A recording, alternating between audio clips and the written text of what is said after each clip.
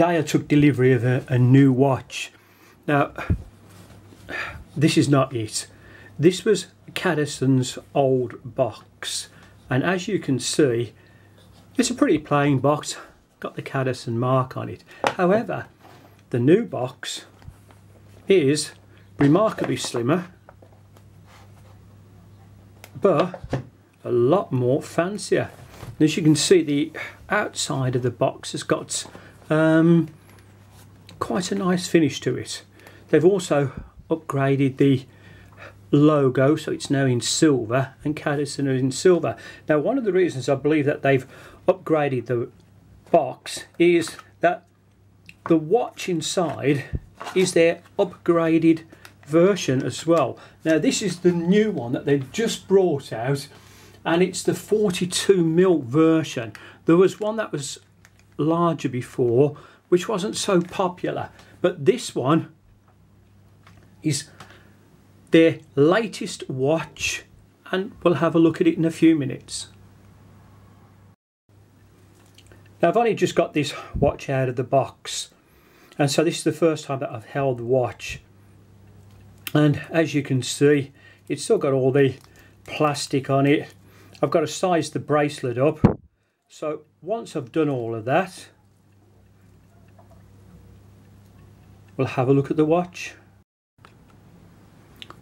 When you're going to remove the push pins, you need a reasonable device. I got this one off Amazon. Now, this is made out of metal, and it comes so that you can, the bed on it, the circle part that you'll see down here is adjustable, and all you have to do is just screw it up or down. And what it does is it raises the bracelet up or down for you, so it makes it easier to unscrew the pin. Now, you just got to be a little bit patient with these, and I'm just screwing this in at the moment, and it's just driving the pin through, and I can just feel that it's popped through onto the other side. Then all I have to do is just unscrew this, lift this up, and remove the pin. And there you are. So there's just one part of the bracelet out, and I'm just going to carry on resizing these.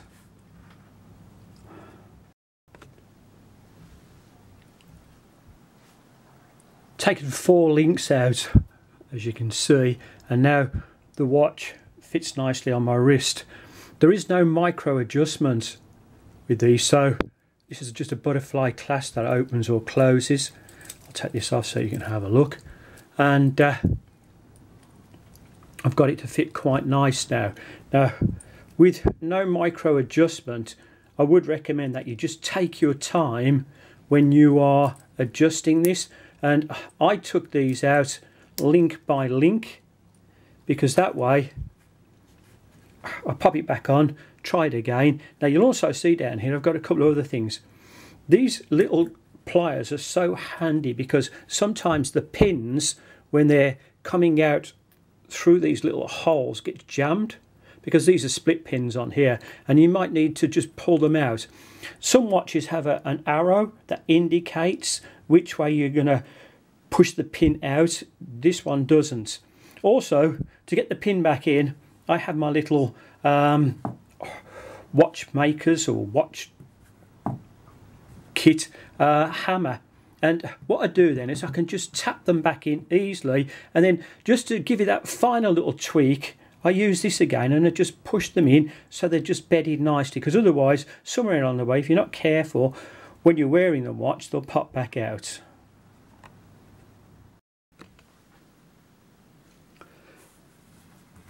Now that I have the bracelet sized up, we can start to have a look at the watch. Now, first off, the face.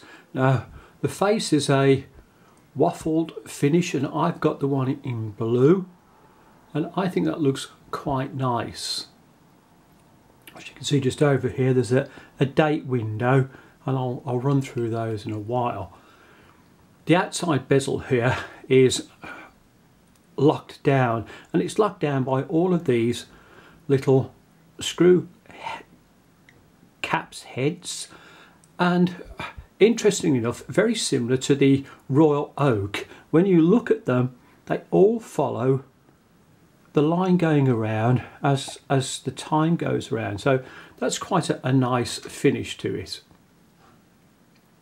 The stainless steel just around the outside of the bezel has been polished. Other parts of the watch are brushed.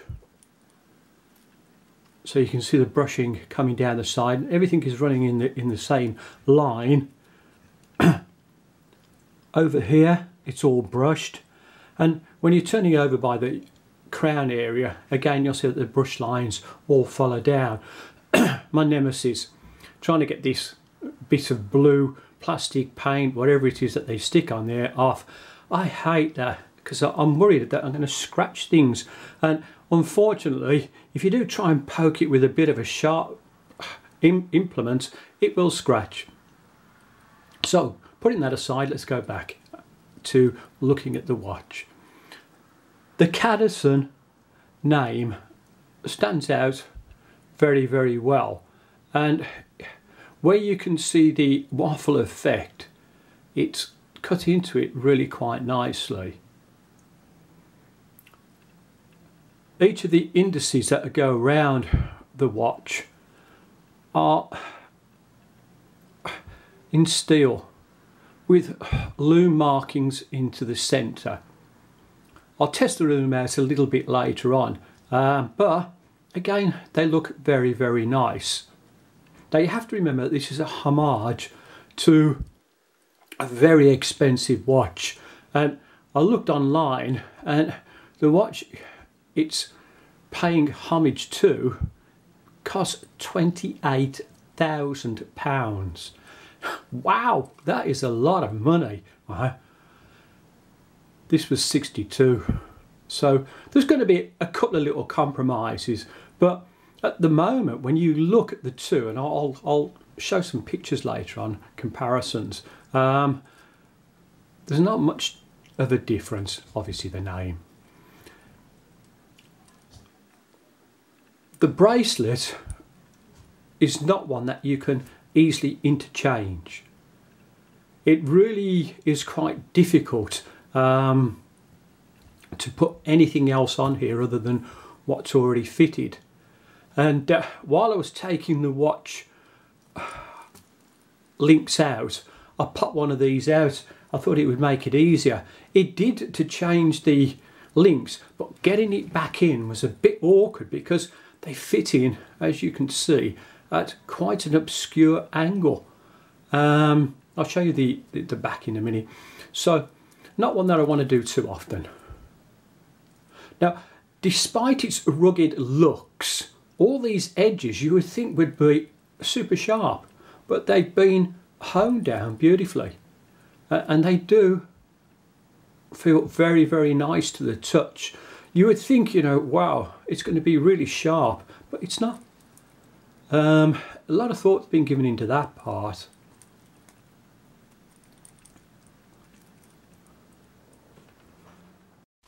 Have a look at the two watches side by side. What do you think? What's surprising is the crown. Now I would have thought it would have been a screw down crown, but it's not. So the first thing that you can do is just turning this, and this winds up our power reserve. Pulling it out fully then starts to move the hour around.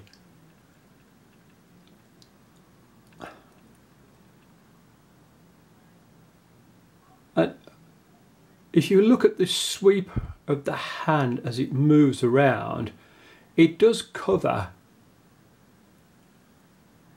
each of the numbers. So we're pointing at the 6 at the moment, and then as they just move around to the 7 o'clock, to the 8 o'clock, it is quite precise in what it's doing. You'll also see that as I pull this out, the second hand, which if I just move this down so you can see, the stop, so it does hack.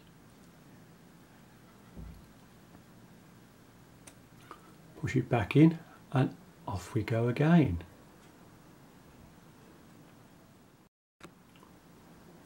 For the date adjustment, you pull it out to the first little click and then you turn it anti-clockwise, and you can see, I'll just move this in close to the camera, you can see this just rolling around, and again each date number, 23 as it comes on there, drops very nicely into its window.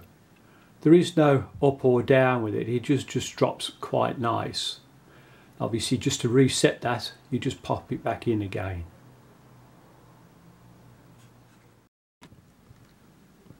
Now just doing a lume test on this, and I've shone my torch on here now for 30 seconds,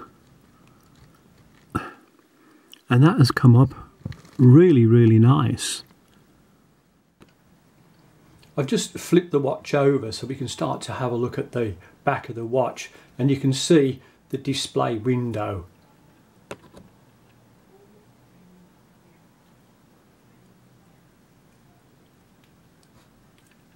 And around the back here, it has been finished really nice. So again, I don't think there's going to be too much of a problem with it feeling uncomfortable on the wrist.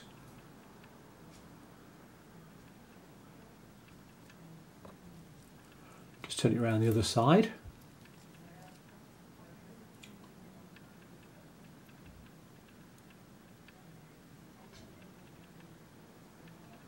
Now the display window isn't stunning by any means, it's just, as on a lot of watches, just the display window. And when I say stunning, it hasn't been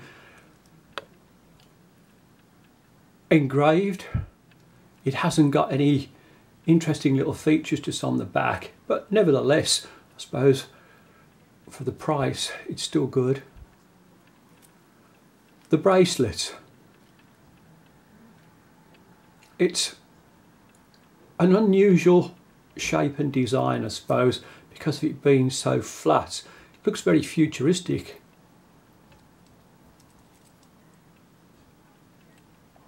And all you're doing with this is, again, you're just dropping these over onto the one side or onto the other, and it just clicks in place.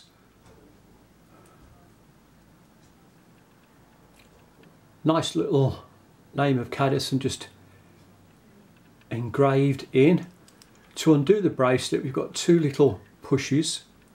Just click these and it undoes really nicely. Now when I pop this onto my wrist, it does pinch hairs a little bit. So just a minor consideration, I suppose.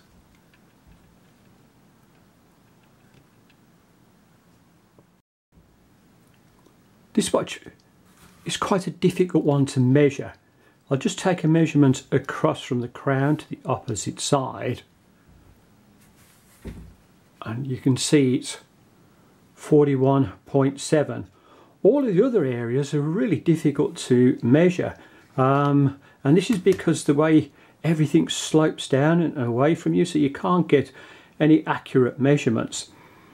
The bracelet itself does taper down, and when I was taking the links out of the bracelet, I realised that my wrist is 7¼ inches. If you've got a really stocky wrist, I don't know whether this watch would fit you. I think between up to maybe, no, say up to about 8 inches, you might get away with the watch. Anything above and beyond that, I think you might struggle with it. Will the Cadisen Royal Oak Homage fit under the cuff? Well, as you can see, it does with no problem. And again, despite it feeling a little bit bulky, it doesn't snag anywhere, so that is good. Does the Cadisen fit under the cuff with cufflinks? Well, again, it fits well and it looks good as well. So that is a pass.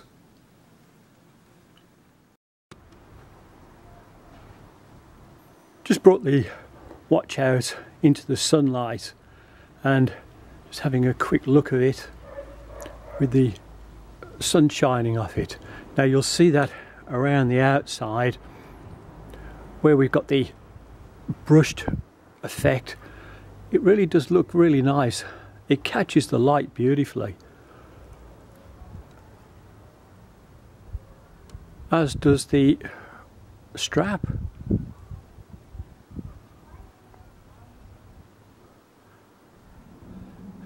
Now, I have to say, this is quite a weighty watch, but with the strap and the watch, it balances things out quite well, so it doesn't feel uncomfortable on the wrist.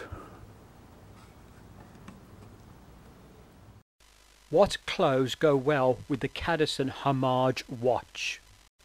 On my first suggestion, I'm playing safe by saying royal blues. They're going to look really quite nice.